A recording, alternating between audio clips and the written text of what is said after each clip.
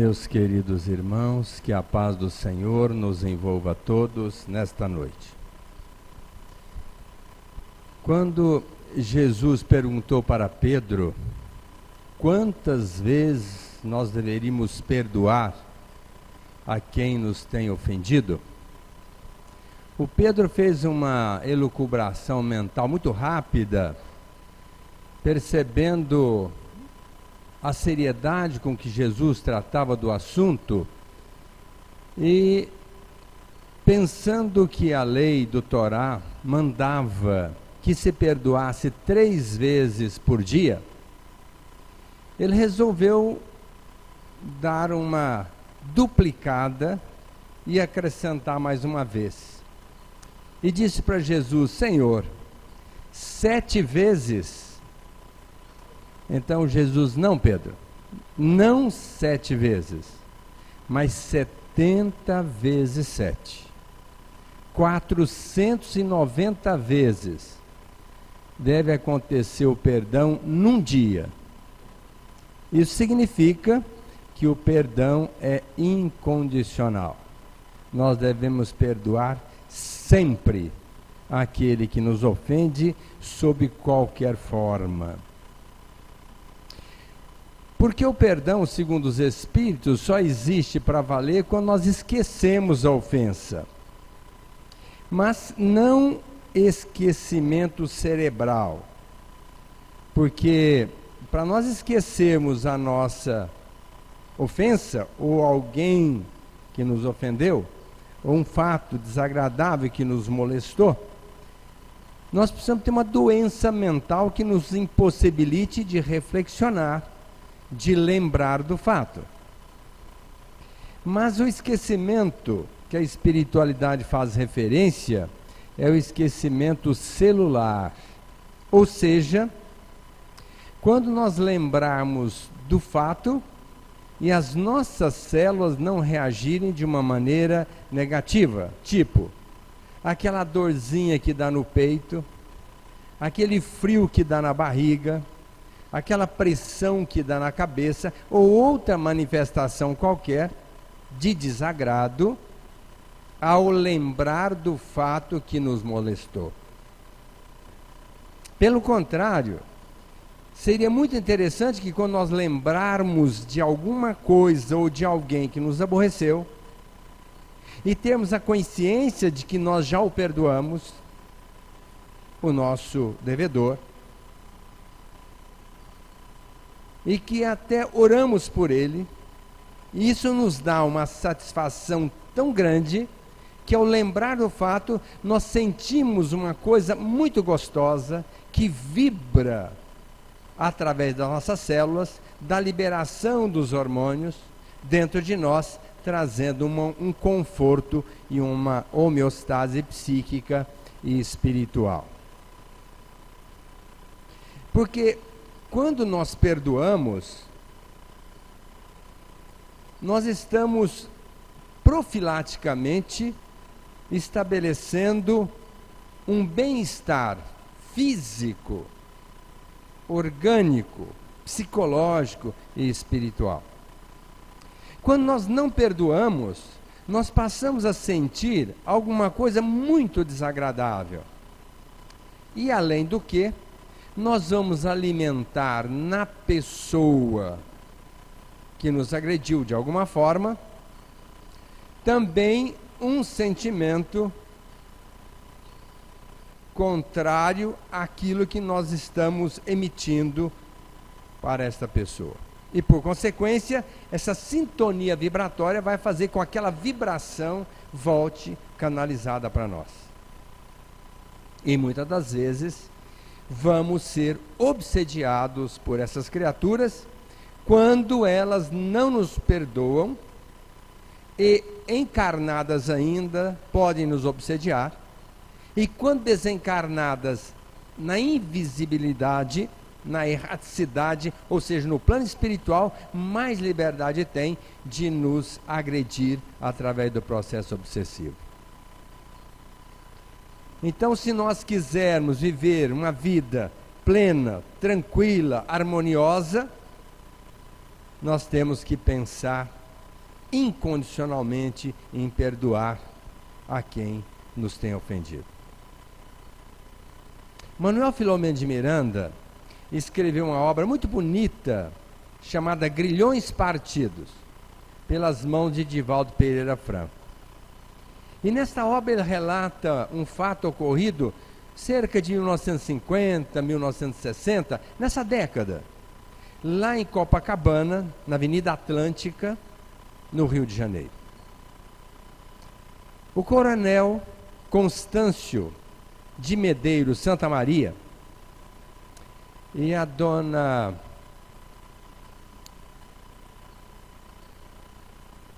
Margarida e a Esther, a filha, viviam numa plenitude naquela cidade, naquela praia. E para homenagear a filha, que fazia 15 anos, Constâncio e Margarida resolveram fazer uma festa de 15 anos. Não quis que ela participasse de um clube, como era a praxe, e nem ser envolvida pelos colunistas. Queria fazer uma festa íntima e para isso convidou alguns amigos para estarem com eles naquela noite no apartamento na Avenida Atlântica, em Copacabana. Uma festa com todo o critério, regada às melhores bebidas, ao som de um violino, de um piano, de tal forma que o ambiente estava extremamente alegre e todos desfrutando daquele ambiente seleto criado por aquela família. Às 9h30 da noite, Constâncio desce com Esther, apresenta aos amigos e pede que ela, depois de dançar a valsa com ele, sob o som do violino, uma valsa de Brahms, pediu que ela tocasse algumas músicas, uma vez que ela era exímia pianista, para alegrar os convidados. E ela, atendendo ao pedido do pai, vai dedilhando o piano, e as pessoas foram se aproximando do piano, envolvendo aquela criatura, desfrutando daquele momento salutar,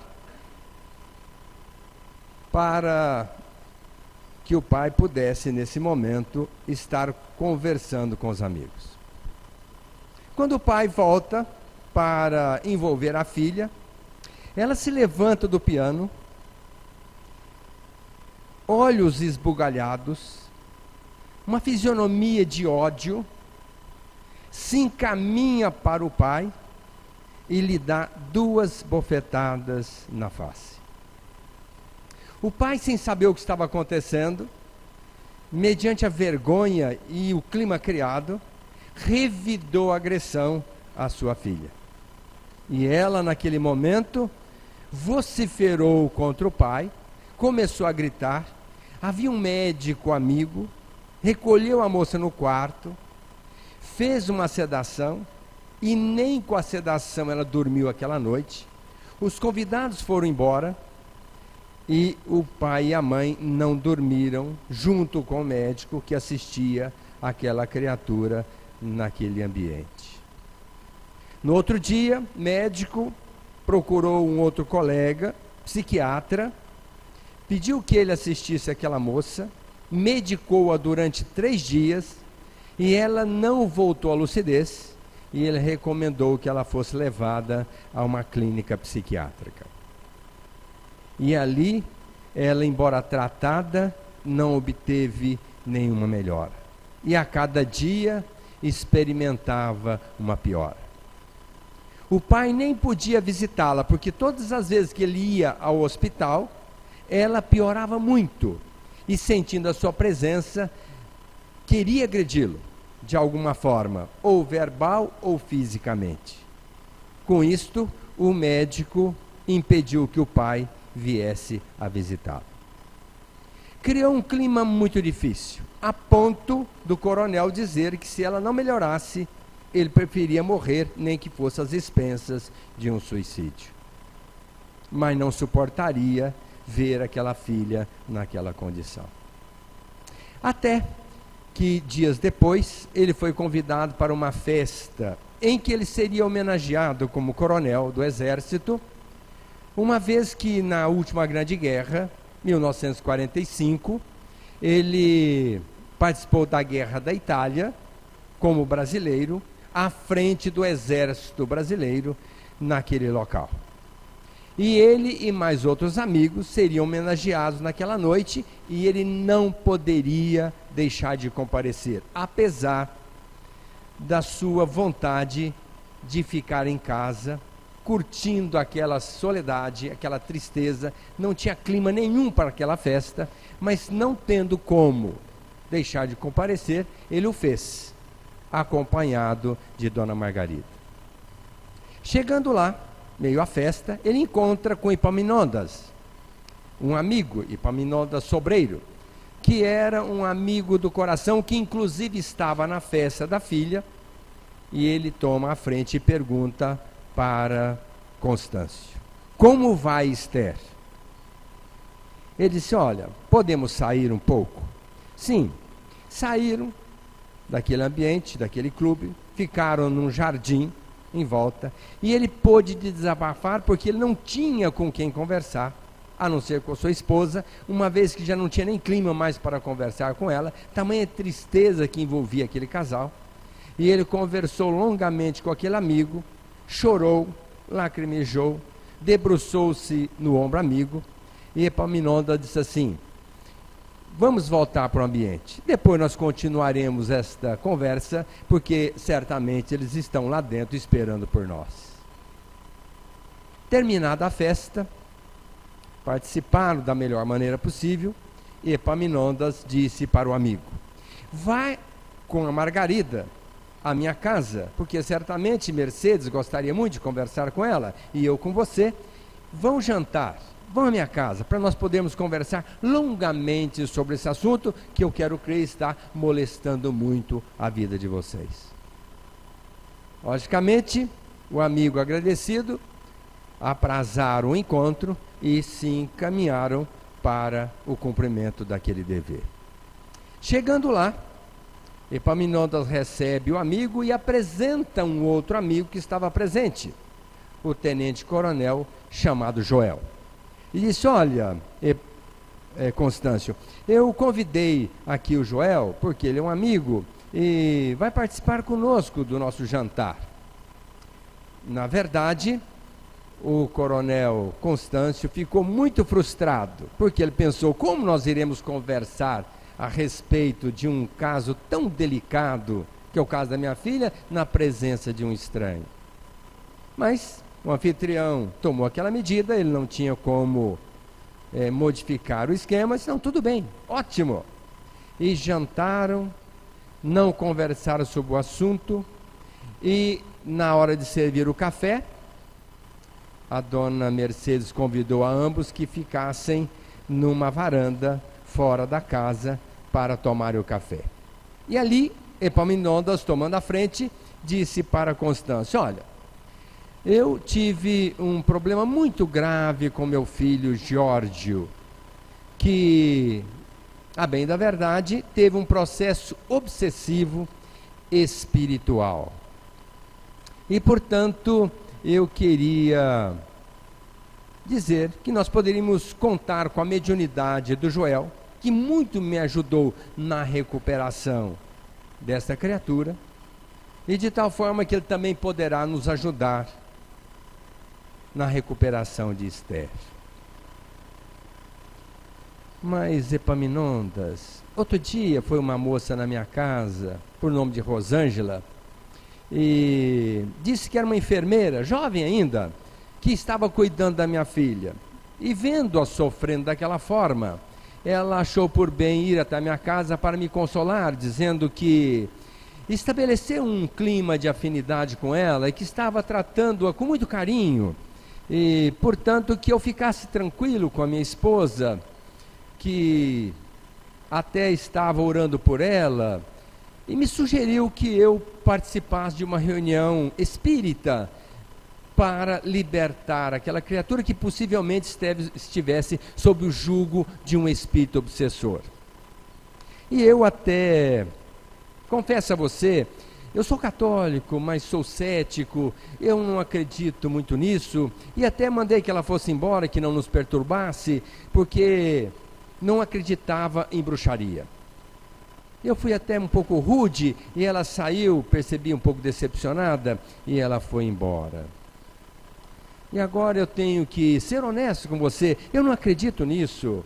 Bruxaria, espiritismo, espíritos obsessores. Eu acredito que minha filha teve uma comoção psicológica, está sendo tratada e ela vai se recuperar. Bom, isso nós temos que respeitar o seu ponto de vista. Mas eu tive essa mesma impressão quando meu filho ficou doente. Não acreditava também, mas conheci o tenente-coronel Joel e ele me convidou para participar de uma reunião espírita num centro espírita Francisco de Assis, aqui no Rio de Janeiro. E lá nós fizemos algumas sessões e o meu filho ficou bom e eu quero fazer um convite, mesmo que você não acredite, para estar lá conosco e certamente o Joel vai nos dar uma força. Nesse momento, Margarida perguntou a Joel, mas você é casado? Sim, até bem pouco tempo a minha esposa desencarnou e eu até tenho mantido contato com ela porque eu tenho o dom da vidência e nós conversamos até, entre aspas, pessoalmente, porque ela é em espírito, eu encarnado, mas nós conversamos assim como estou conversando com a senhora. E você está tão bem, você não sentiu assim a ausência dela, não sofreu muito? Sim, lógico, a gente sente a ausência, mas diante dessa verdade inconcursa, que eu a vejo, converso com ela, ela para mim não morreu, está viva, participando comigo, isso muito me consola e até temos trabalhado juntos no atendimento a criaturas que sofrem processos obsessivos, como no caso, quero crer, a sua filha. Então, Margarida disse a Constância, olha Constância, contudo você seja um pouco cético diante desta observação, eu gostaria muito de participar dessa reunião.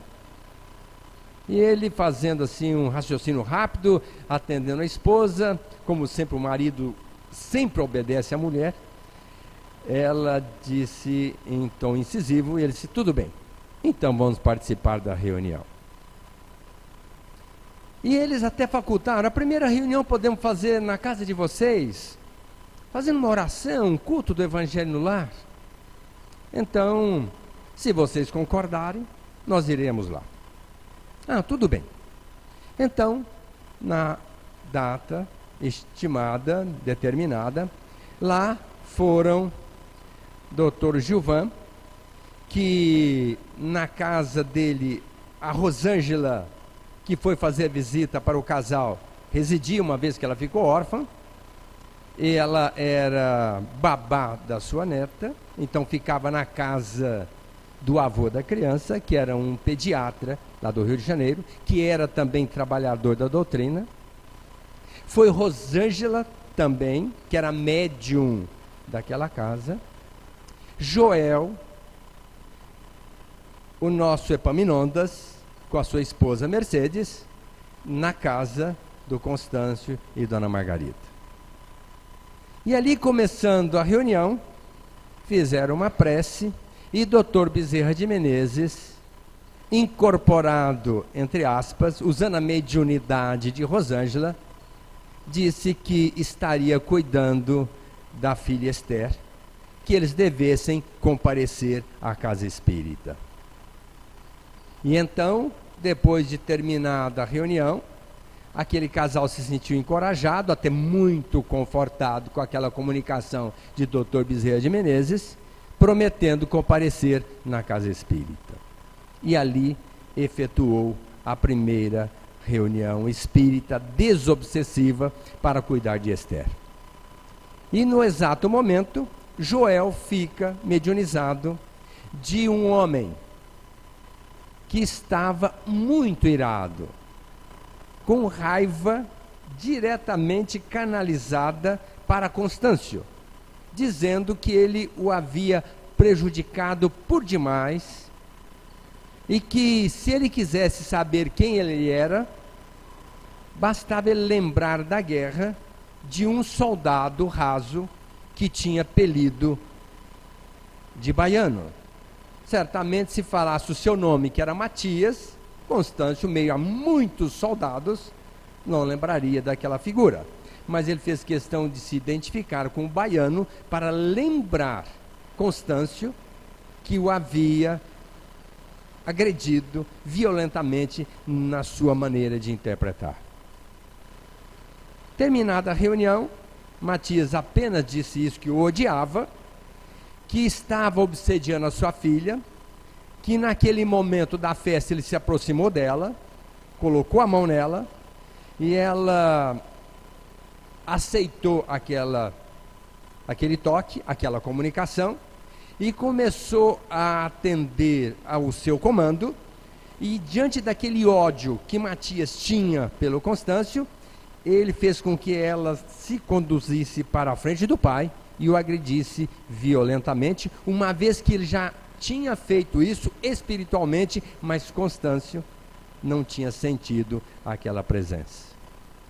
Terminada a comunicação, ele conversou com o circunstante e disse aos demais: tudo bem, eu até lembro desta criatura, mas eu acho que eu não prejudiquei, eu nunca fiz mal para ninguém, eu sempre fui muito probo, muito reto com as minhas condutas, sempre procurei ver o lado das criaturas, e na minha consciência, eu não fiz nenhum mal para esta pessoa, então deve ter um equívoco nessa comunicação.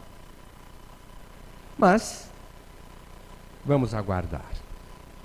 Voltaram a outra reunião, onde realmente Matias novamente voltou e se identificou.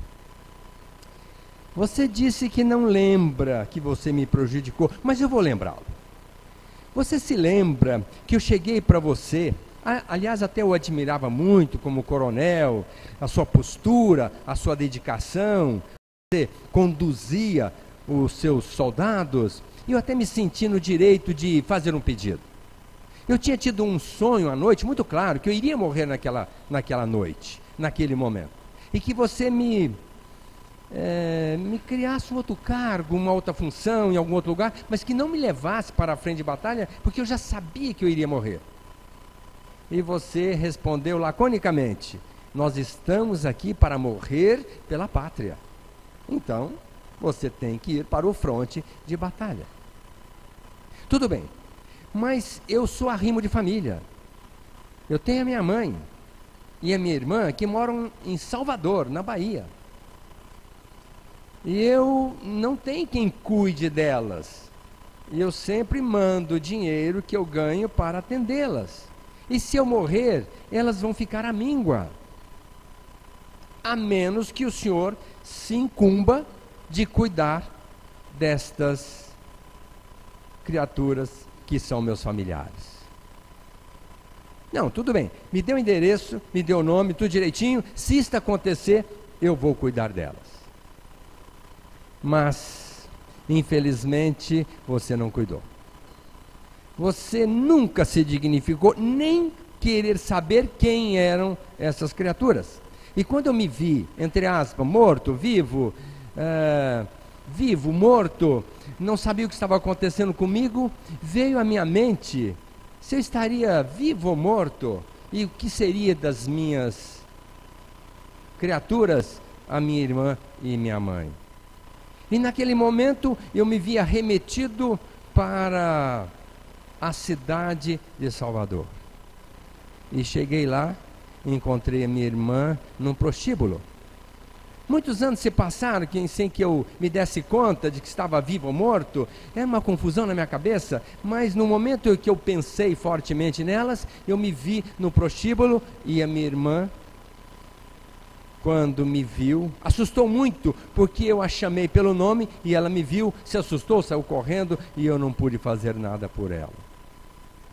Tentei aproximar da minha mãe, mas ela não me notou. E eu pude sentir a amargura que existia nessas criaturas. E naquele momento, eu só pensei em você, que não cumpriu o seu dever. o compromisso que você assumiu comigo. E ao pensar em você, eu me vi na sua casa no dia desta festa, que nunca mais vou esquecer, porque foi o momento que eu pude cobrar. E eu vou matar a sua filha para você saber o que é não dar importância à filha dos outros. E aquela agressão foi amenizada pela assistência que o Dr. Bezerra de Menezes deu àquele casal. Logicamente ele ficou muito conturbado, Constância, porque viu que era uma verdade, mas depois conversando com os amigos, disse, mas como haveria de lembrar, meio uma guerra, tantas coisas aconteceram, aquilo passou desapercebido, na verdade eu não lembrei mais, e é isto que ele colocou, não posso fugir a esta colocação dessa criatura, mas devo inocentar-me porque não me lembrei mais, e portanto não foi um descaso apenas, eu não me lembrei mais. Mas se eu puder reparar o erro, eu vou reparar agora, vou cuidar dessas criaturas. E Dr. Bezerra de Menezes, assistindo aquela menina, propiciando ali um afastamento lento e devagar de Matias, que estava jungido àquela criatura, pelo processo obsessivo, fez com que numa noite, num desdobramento em sono, aquelas criaturas se encontrassem no plano espiritual, para terem uma lembrança do passado que justificasse tudo aquilo que estava acontecendo. Porque, logicamente, qualquer um de nós iria perguntar, tudo bem, o problema dele era com Constâncio, mas por que agredir aquela filha que ficou longos anos em sofrimento naquele hospício do Rio de Janeiro? E Dr. Bezerra de Menezes trouxe um aparelho semelhante a uma televisão e mostrou a experiência transata, passada de todos aqueles personagens. Esther, na época morava em Portugal, com o nome de Eduardina, e se apaixonou por um jovem, uma vez que ela se enviuvara com 40 anos. E o jovem chegou ali, galanteador, ela se apaixonou por ele, queria se casar com ele, mas no convívio, nos encontros com ela, conheceu a sobrinha dela, Maria do Socorro. Enamorou-se daquela jovem, engravidou-a e disse para Eduardina, não mais vou estar com você, porque eu vou me casar com a sua sobrinha Maria do Socorro. Eduardina já fez um plano, sendo traída pela sobrinha, marginalizada, deixada à margem, ao ostracismo pelo amante, ela procurou o sacerdote da igreja, que naquela época a Inquisição estava em voga dentro da igreja. E o sacerdote, que estava fazendo uma liturgia numa procissão, recebe um bilhete daquela mulher, colocou na sua mão e ele deu pressa em terminar a liturgia para verificar o que estava escrito. E ali, aquele sacerdote, ele leu o bilhete que convidava a ir à sua casa, uma vez que ele, o sacerdote, era apaixonado por Eduardina. Mas, logicamente, ela nunca o aceitou, ele com 52 anos, ela com 40, relacionando com a criatura mais jovem, logicamente não queria se relacionar com o sacerdote, e mesmo porque iria criar um clima muito complicado no relacionamento dos dois. Mas ele, que era apaixonado por ela, deu pressa em ir à sua casa. E chegando lá, então ela disse assim, eu fui envolvida numa trama, e se você quiser o meu amor, você tem que me ajudar, me libertar de duas criaturas, Cassimiro, que é o jovem por quem eu estava apaixonado e me preteriu, e Maria do Socorro, a minha sobrinha, que me traiu. Mas como? Como você quer que eu faça? Talvez não seja bem como você está colocando, senão, não questione a minha verdade. Só tem uma proposta: ou você fica comigo e me atende, ou nós não temos mais nada daqui para frente. Aí ele, apaixonado por aquela mulher, vou ver o que eu posso fazer. E aproveitando do Santo Ofício, da Inquisição, levou a jovem para um convento, tirou a sua filha, doou para outra família, e pegou Cassimiro, aquele jovem, e o leva para um calabouço para ser julgado por uma série de colocações que foram feitas contra ele. E muito antes de ser julgado, ele, pelos maus tratos que recebeu, veio a desencarnar. Essas criaturas, a Eduardina reencarna depois como Esther, a filha do casal. Cassimiro era o Matias, que estava obsediando aquele que foi o sacerdote, que agora reencarnou como Constâncio, pai de Esther, marido de Margarida. Maria do Socorro reencarnou como irmã de Matias, e a criança que foi doada voltou como Abigail, mãe de Matias. Então todas aquelas criaturas estavam sofrendo as consequências de atitudes infelizes perpetradas em Portugal nos tempos idos. Isso faz com que a gente pense inicialmente que nós estamos aqui sofrendo as consequências de alguma situação inusitada e que somos inocentes. Nada acontece conosco sem o aval do Criador. E se Deus permite, obedecendo uma lei que rege a nossa vida, que é de causa e efeito, nós não temos que transferir responsabilidade para ninguém da nossa desdita.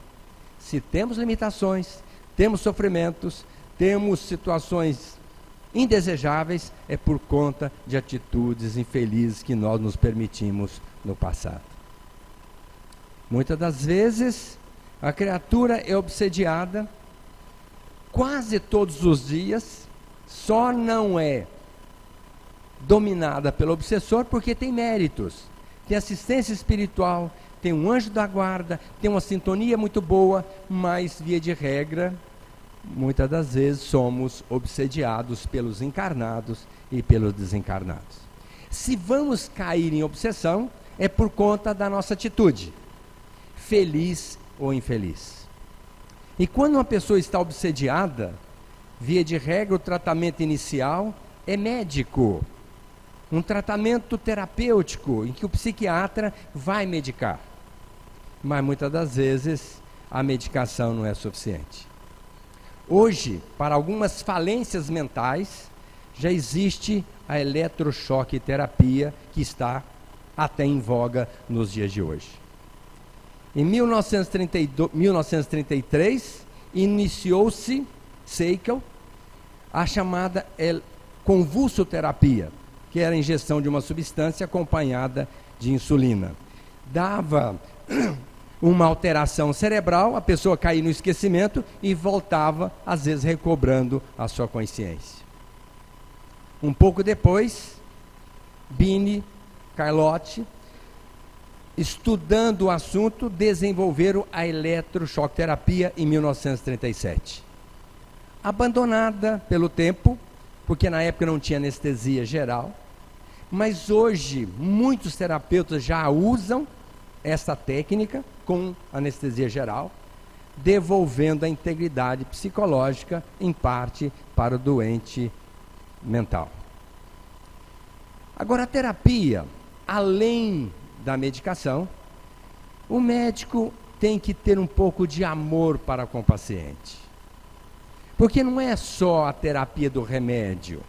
O médico pode muito fazer pelo paciente, principalmente os nossos psiquiatras.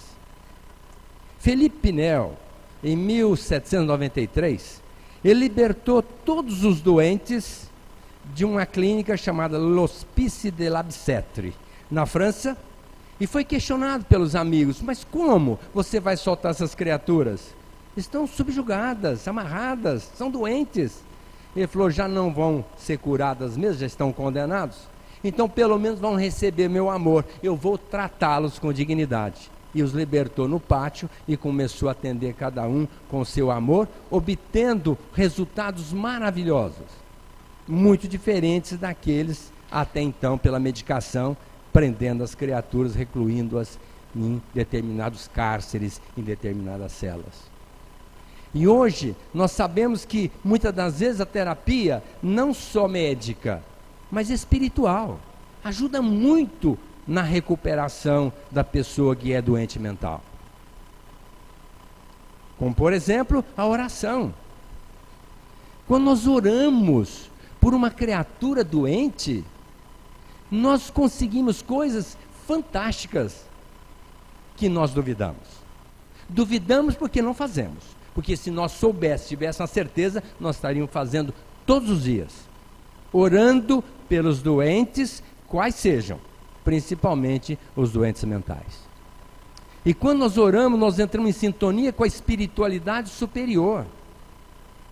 Que, como o Dr. Bezerra de Menezes, Manuel Filomeno de Miranda, motivados pela prece daqueles pais, de Rosângela principalmente, que era uma enfermeira que cuidava daquela criatura, ele veio para assistir Esther naquele reduto psiquiátrico, para depois tratar dela e devolver-lhe a integridade psicológica, uma vez que ela ficou totalmente recuperada, porque o nosso Constâncio Medeiros de Santa Maria, tão logo teve a consciência do acontecido, foi para a Bahia, procurou Dona Abigail, a Josefa, retirou-a do prostíbulo, a Dona Josefa, e trouxe para sua casa, no Rio de Janeiro, dentro do seu apartamento. E ambos começaram a frequentar a casa espírita e desenvolver trabalhos maravilhosos no bem da caridade, o que trouxe uma integridade psicológica e espiritual para aquela família. Então a assistência espiritual vai desde a oração, o passe, que acontece aqui nesta sala, que acontece muitas das vezes no atendimento fraterno que nós temos durante a semana, a transformação psíquica através do estudo, do conhecimento da doutrina, que mostra todas essas realidades que a grande maioria desconhece, muitas das vezes são obsediados dentro das suas respectivas casas, naquela ansiedade, naquela depressão ou qualquer uma outra doença, sem saber que estão sendo comandados pela espiritualidade inferior. O que nós preconizamos sempre, o culto do Evangelho no lar, que cria um ambiente seleto, só permitindo que espíritos superiores adentrem o nosso lar. Então, o culto do Evangelho no lar é outro recurso para tratar as nossas doenças orgânicas, psicológicas e espirituais.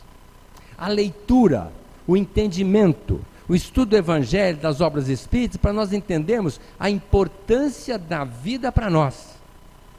E o quanto nós devemos nos cuidar para não sermos presas dessas entidades obsessoras, que nem sabemos que muitas das vezes são nossos inimigos do passado e que estão à espreita de uma oportunidade para nos infelicitar.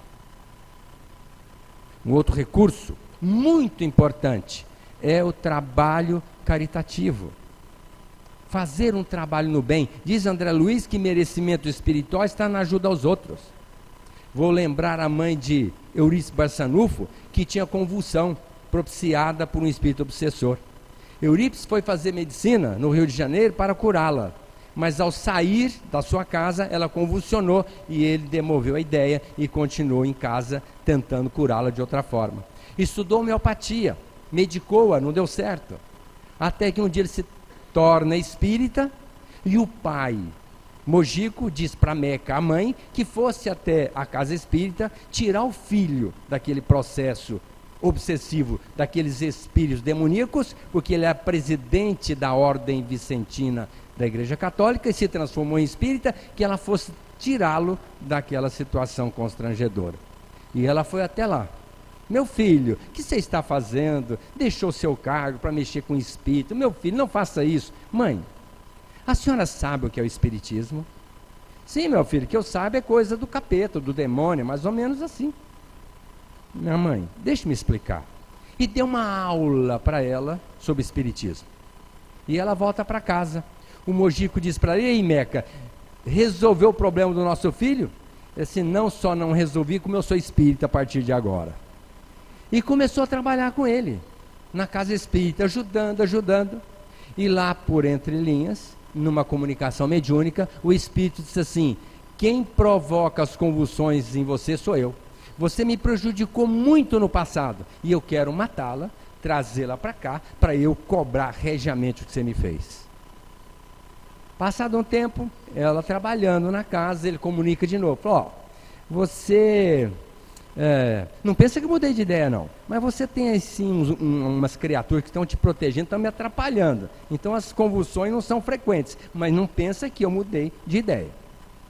E ela continua trabalhando, até que um dia ele chegou para ela e disse: olha, você me convenceu, porque nesses longos anos, fazer o que você está fazendo, de graça, atendendo essas criaturas que são pobres, necessitadas, que não tem nada para te ofertar, eu só posso me render a uma verdade: você não é mais aquela.